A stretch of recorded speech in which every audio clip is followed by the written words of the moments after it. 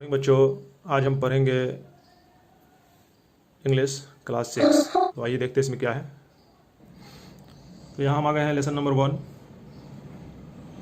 The song of songs, गीतों का गीत। इसके तहत क्या है, शुरुआत करते हैं। Slowly gently the exhausted musician laid his tanpura on the carpet.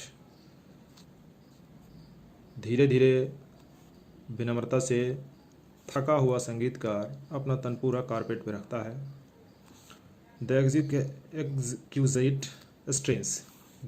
exquisite strains of राग दरबारी still vibrated within the hall। एक उत्कृष्ट धुन जो राग दरबारी का है वो अभी भी हॉल में गूंज रहा है। Emperor Akbar looked up, his eyes lit with admiration। राजा अकबर की आंख प्रशंसा में चमक रही है। Wonderful, he said। Superb, I listen to you every day, but I cannot seem to have enough। अद्भुत, राजा ने कहा। सुपर्ब, शानदार, मैं तुम्हें हर दिन सुनता हूँ, लेकिन कभी भी मेरा मन नहीं भरता है। जी चाहता है सुनता ही रहूँ।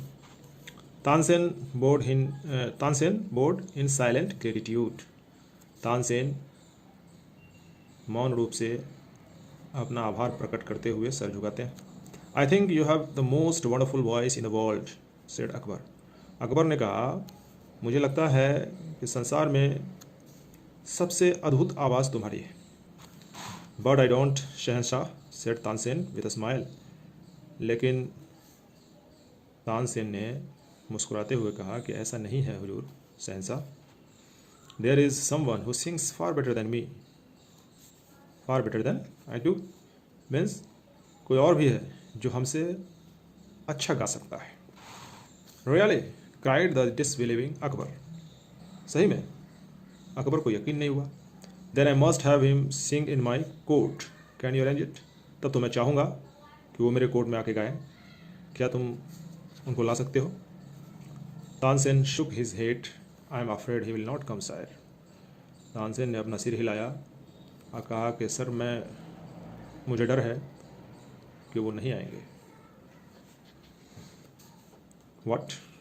Not even if he hears that the emperor himself summoned him? क्या वो इस पर भी नहीं आएंगे कि राजा ने स्वयं उनको बुलाया है?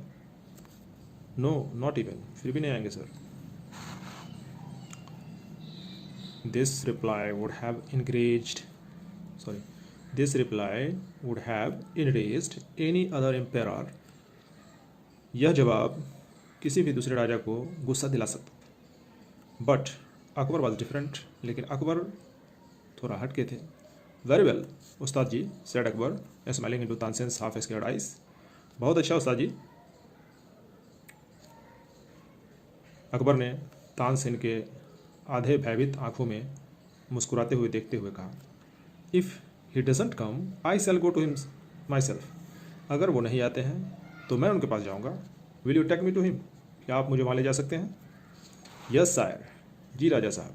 Sair means raja sahab. Provided you do not come as the emperor of Hindustan. जी राजा साहब, मैं आपको ले जा सकता हूँ, पर वहाँ पे आपको हिंदुस्तान के राजा के तौर पर नहीं। I shall go as a humble lover of music. मैं वहाँ पर एक विनम्र संगीत प्रेमी के तौर पर जाऊँगा। संत Haridas was the man Tansen had spoken of. वो आदमी जिसके बारे में तानसेन ने बताया था वो थे संत Haridas. He had been Tansen's music teacher and he lived the austere life of a hermit। वो तानसेन के संगीत शिक्षक रह चुके थे और वो आप एक सीधी सादी साधु और सन्यासी की ज़िंदगी जी रहे थे।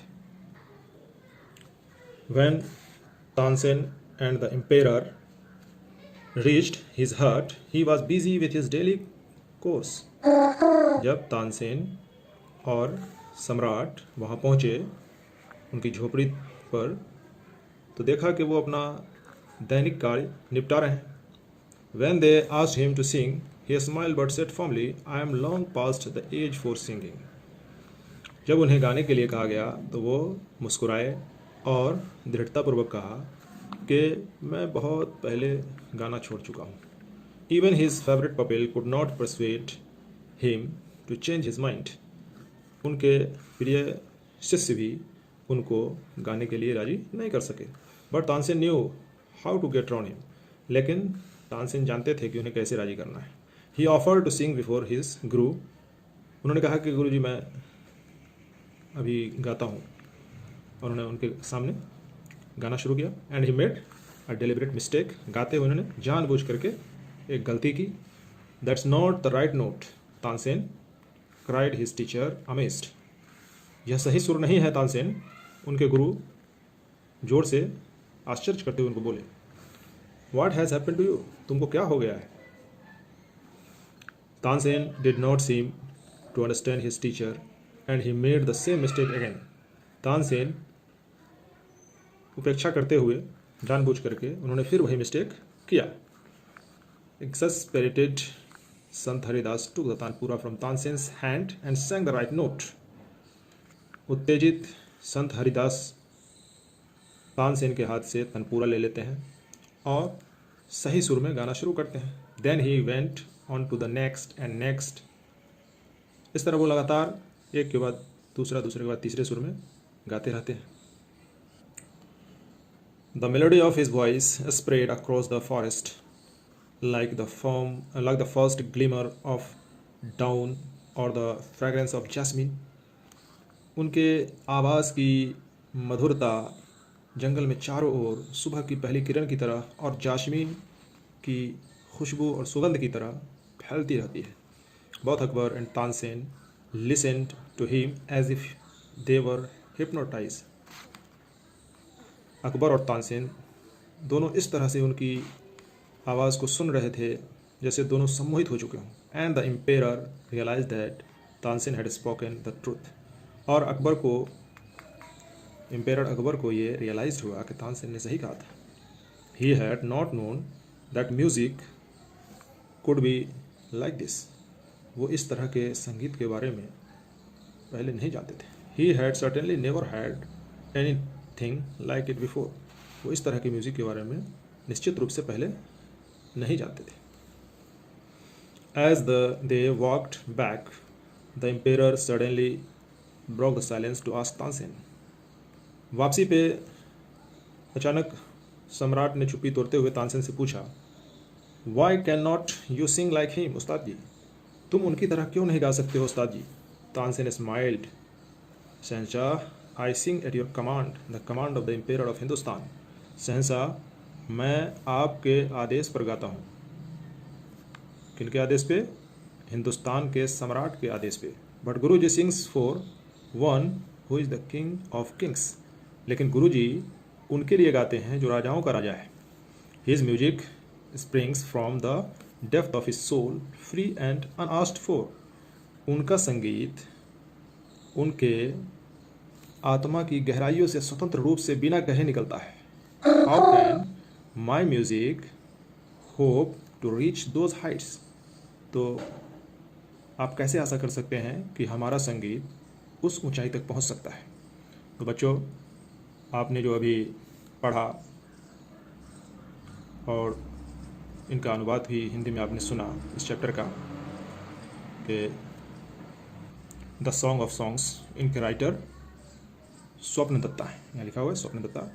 तो बच्चों, अब आप इनके कुछ वर्ड्स मीनिंग्स हैं उनको याद कर लेंगे, और इस चैप्टर के अंदर भी कुछ ऐसे डिफ़िकल्ट वर्ड्स होंगे तो उनको आप अपने कॉपी में लिख करके उनके मीनिंग्स डिक्शनरी से देख करके याद करने की कोशिश करेंगे, और इसे फिर से पढ़ने और हिंदी में इसको अनुवाद करके समझने की कोशिश करेंगे। नेक्स्ट हम इनके वर्कशीट को देखेंगे अगले वीडियो लेसन में।